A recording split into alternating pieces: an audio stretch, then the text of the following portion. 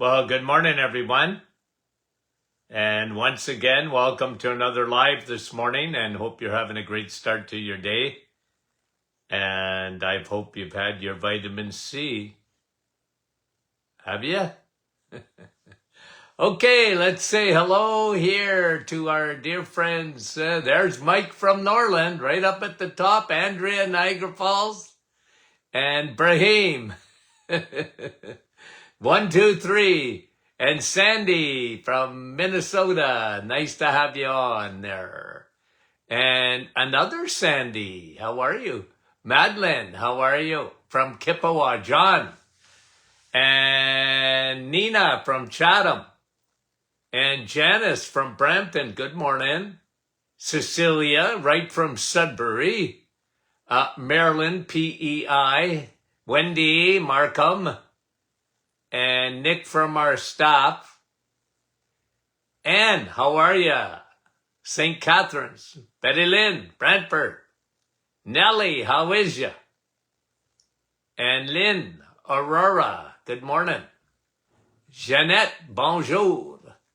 And, I can see it. David, Ridgeway.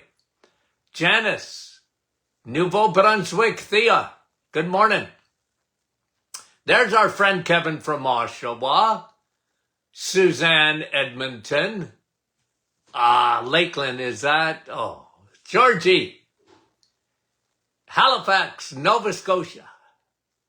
And Dave, good morning to you. And Barbara.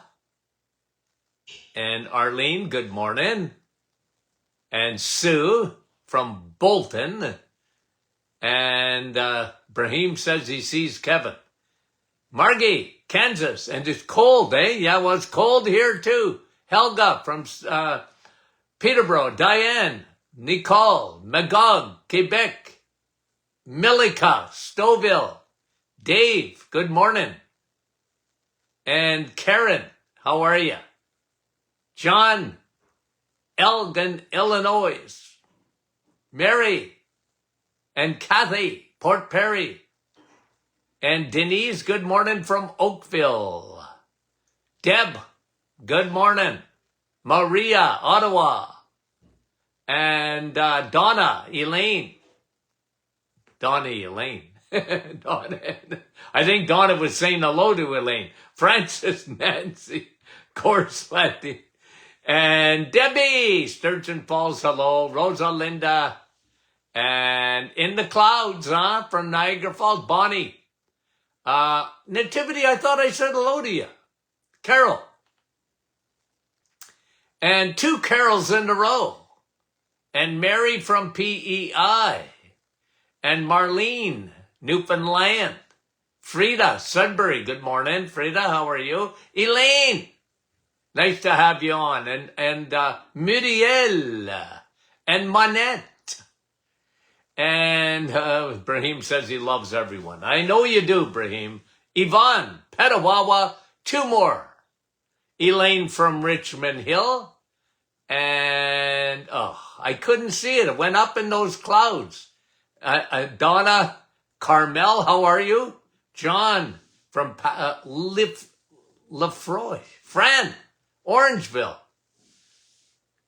Kevin, you're in the clouds? I saw you. Sherry, Mississauga. Okay, guys.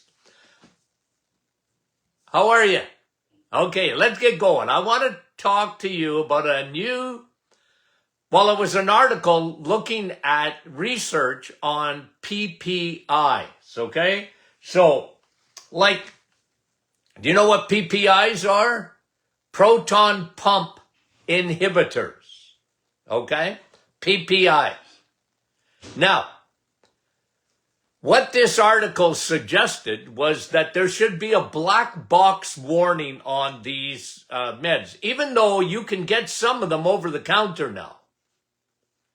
But the FDA never approved these meds to go long term. Okay? And Nexium, Prilosec, Provocid, ones like that. Medications to inhibit the secretion of acid in the stomach.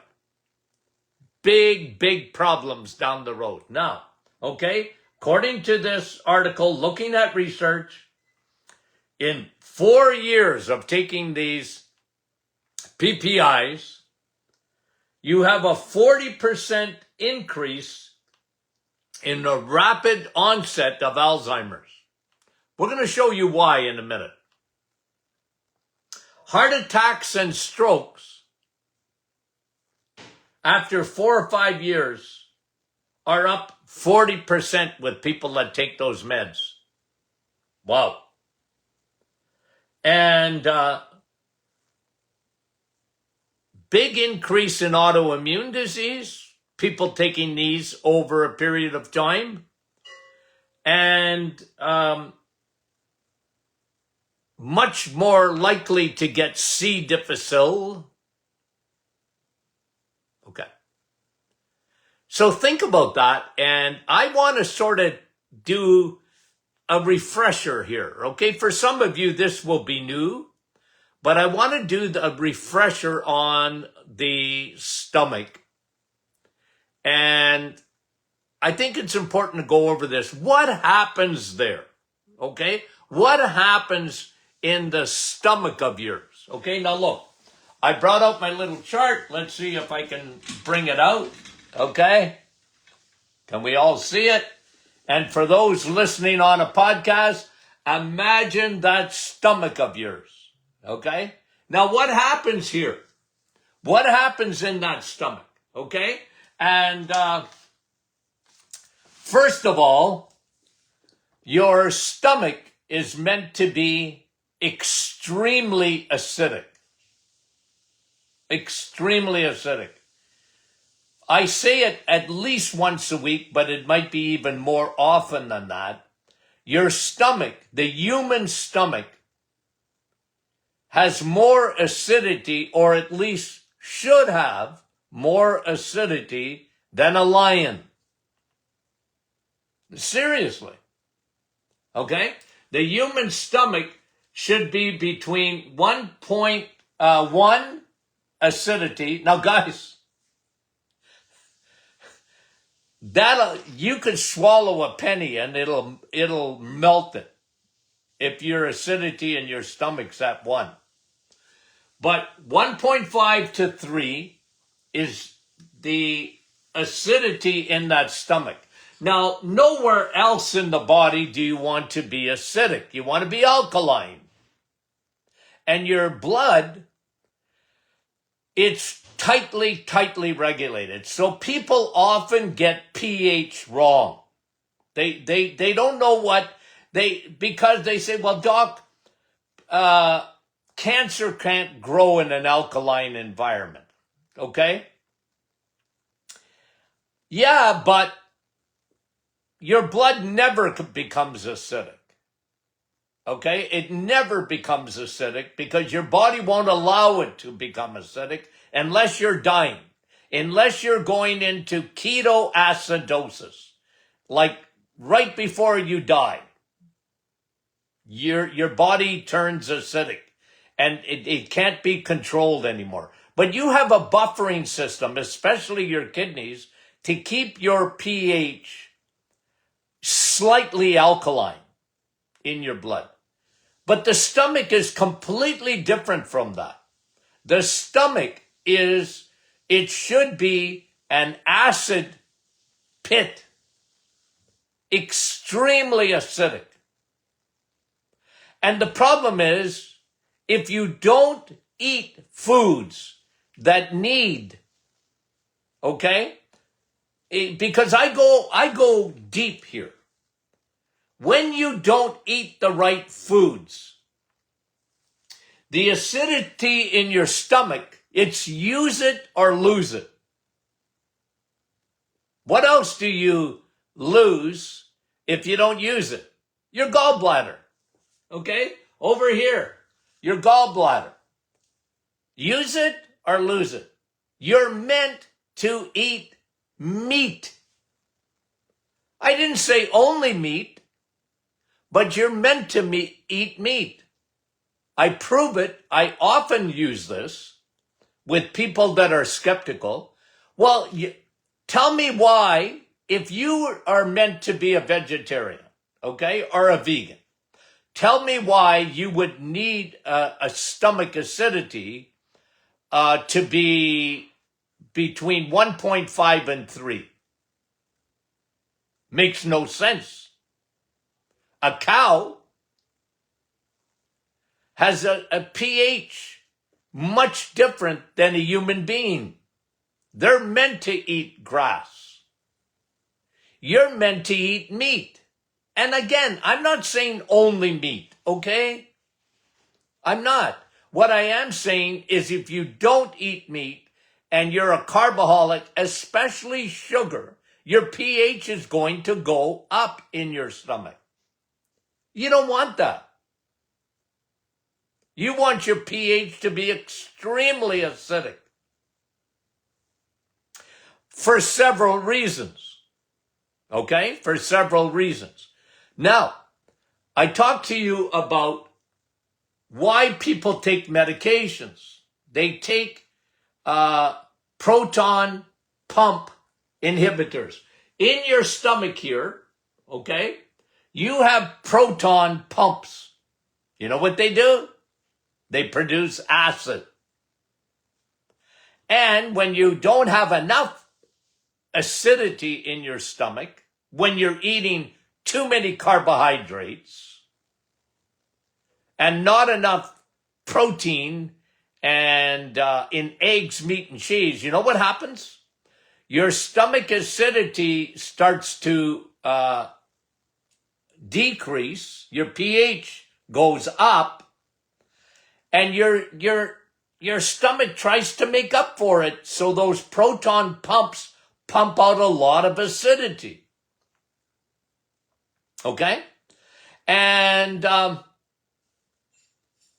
problem with when proton pumps do it, and they do too much of it, it goes up the esophagus here.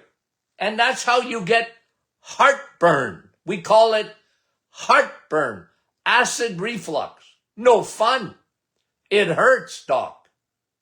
If I don't take, if I don't take Nexium, I get acid reflux. And I take Nexium to stop it. I said, well, you're putting a Band-Aid on it and with a multitude of side effects. A multitude of side effects. Rolaids, Tums. Okay? I gotta take it. Well, if you would change your diet, you'd find out that your pH in your stomach will return to what it's supposed to be. It makes a big difference. Now, here's why you need very, very acidic stomach, a very acidic stomach. Why? Several reasons, okay? Several reasons.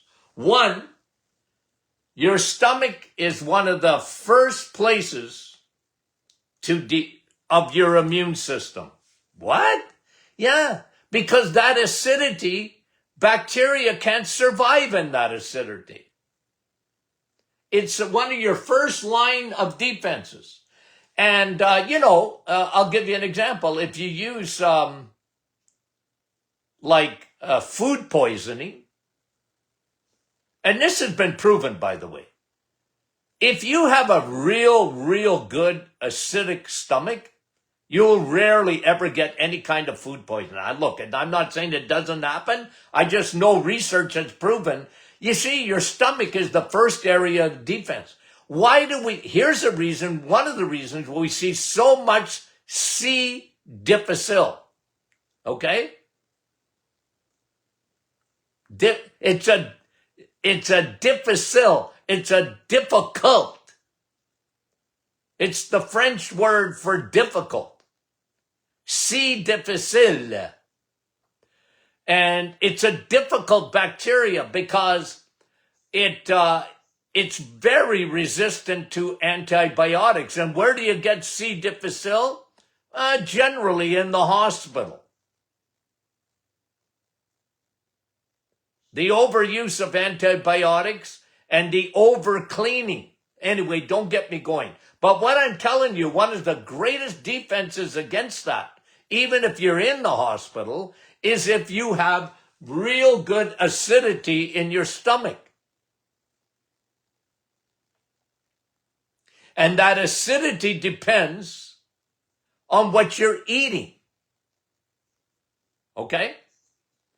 So what happens when you don't have enough acidity in your stomach? Several things. Okay? Several things happen right here, guys. Right here. First stop, well, your food starts to get broken down in your mouth. Okay? You have enzymes and that in your mouth that start to break food down. But the biggest area is when it gets to your stomach, the furnace. You need it.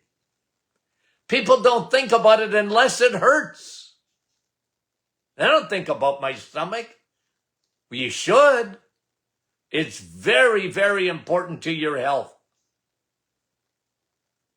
Okay?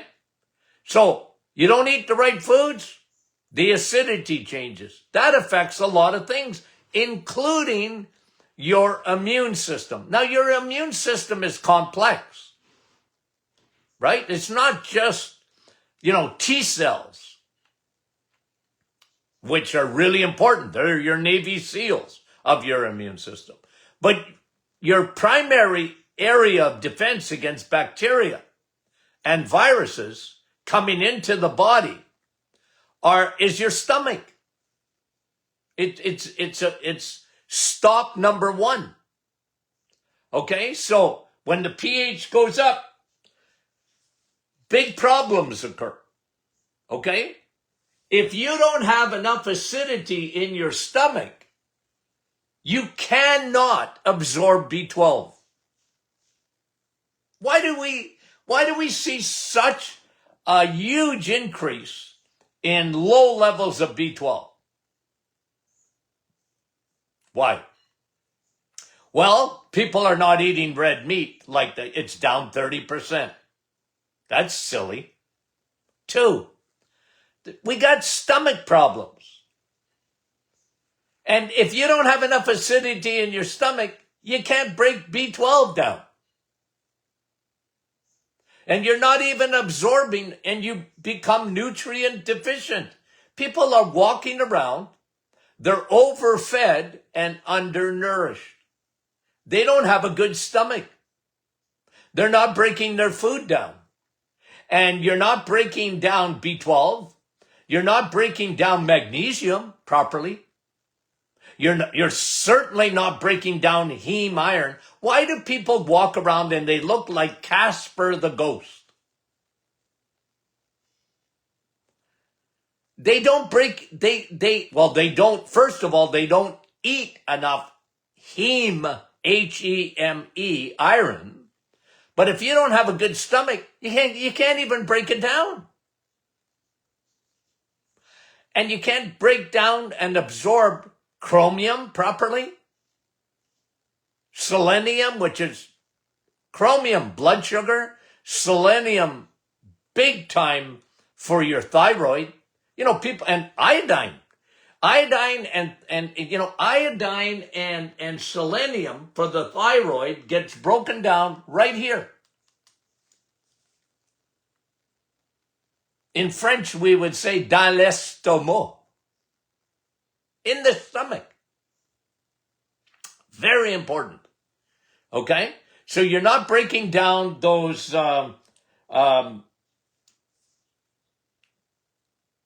chromium, iodine, selenium, magnesium.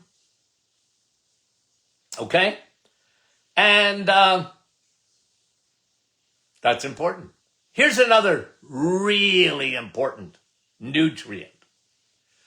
Protein. Okay? Protein. Stomach is really important for breaking down protein, guys. Okay? It's really important for breaking down protein. And you need to Here, right here is where you break down protein into amino acids. Okay? If that doesn't happen, listen to me. If that doesn't happen in the stomach properly, when protein isn't broken down, once it gets into the small intestine, it can sneak across. You're not breaking amino acid, protein into it. You're eating a steak. You're not breaking that down properly into amino acids.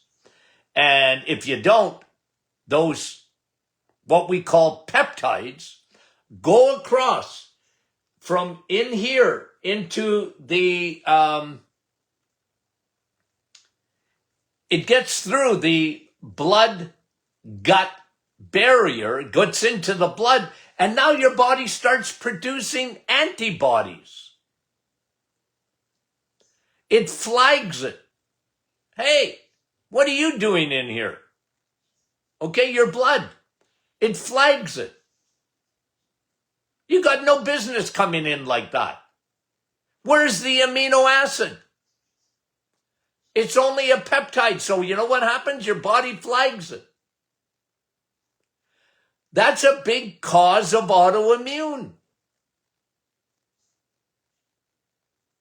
And it starts here.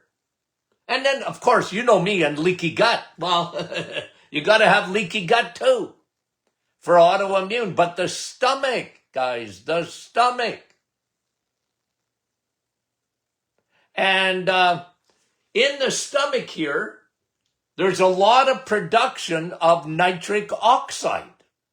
What? Yeah, you don't even produce nitric oxide properly from the foods that you're eating. And nitric oxide, guys, is really, really important for a lot of things, but especially your blood vessels and opening your blood vessels. So if you're not producing enough nitric oxide, that's what gives one of the biggest problems in high blood pressure. What? Related to my stomach? Related to the foods that I am eating? Yep. Yes. And, then another thing that is, it's incredible to even mention this. When people think of insulin resistance, they think right underneath their stomach, and rightly so, okay? For underneath your stomach is your pancreas. And of course, that secretes the traffic cop, insulin. Insulin is a traffic cop that takes sugar out of your bloodstream. We teach on that all. Is it every day? Yeah, just about. But if you don't have enough acidity in the stomach, you're becoming even more insulin resistant.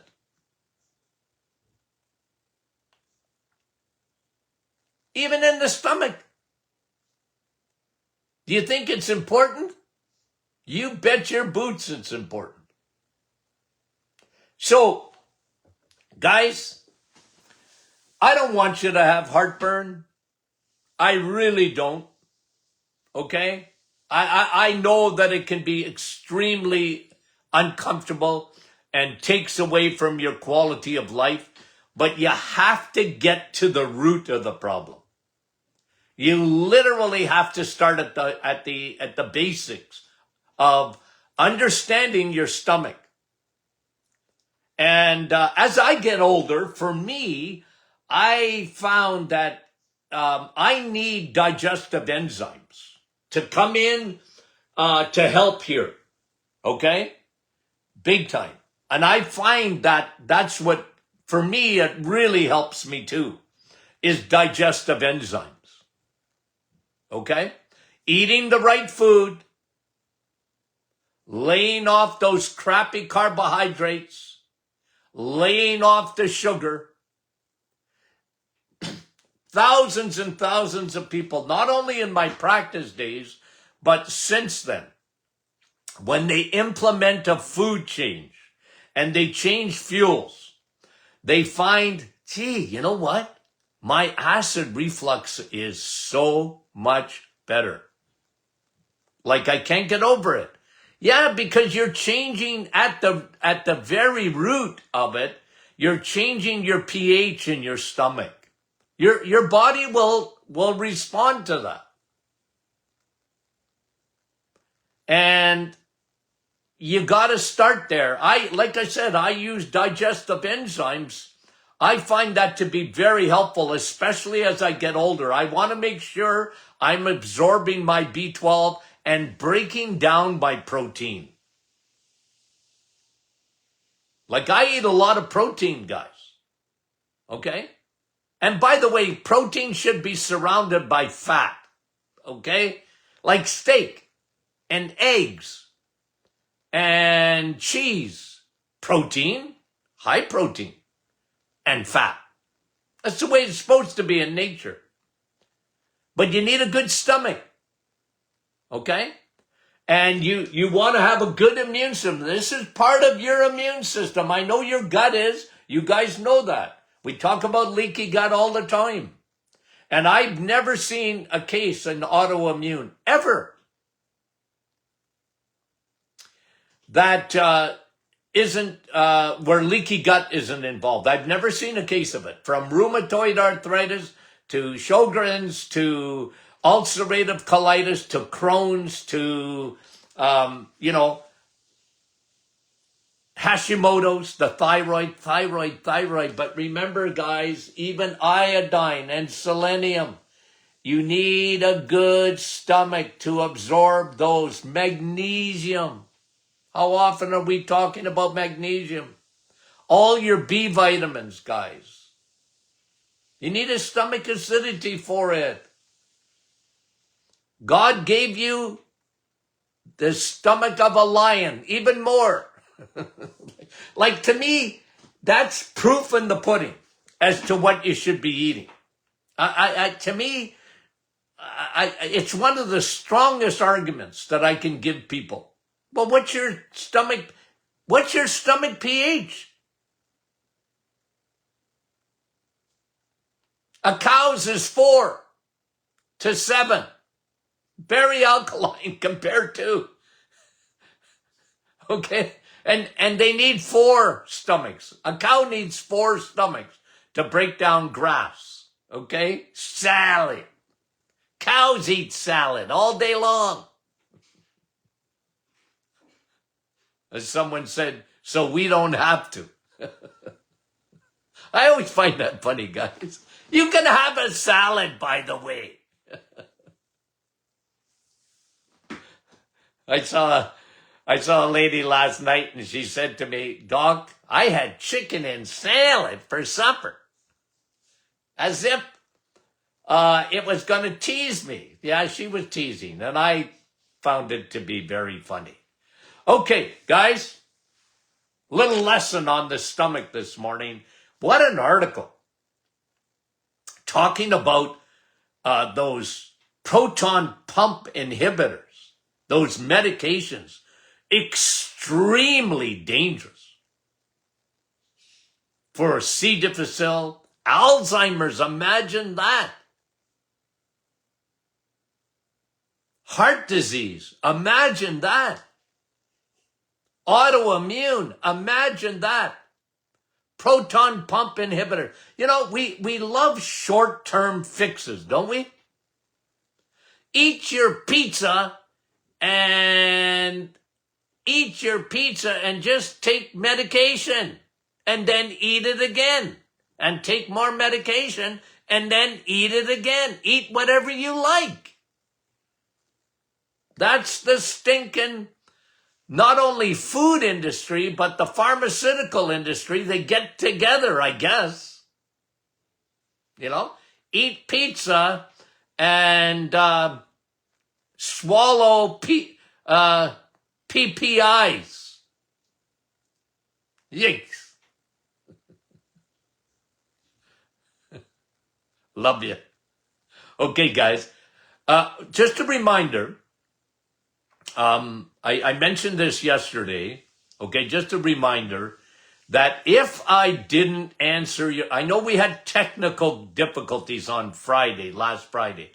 If I didn't answer your questions, could you let us know by sending that question back to info@martinclinic.com. Okay?